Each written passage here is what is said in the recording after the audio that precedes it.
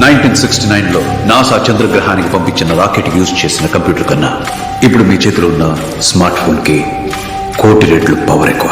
డేటాని సరిగ్గా యూజ్ చేయడం తెలిసిన వాడికి అది ఇన్ఫర్మేషన్ మాత్రమే కాదు, ఆయుధం. నీ వల్ల కుదిరితే పరిగెత్తు, లేదంటే నడవడానికి ప్రయత్నించు.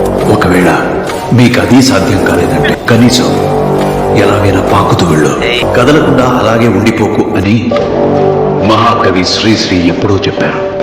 Update your self.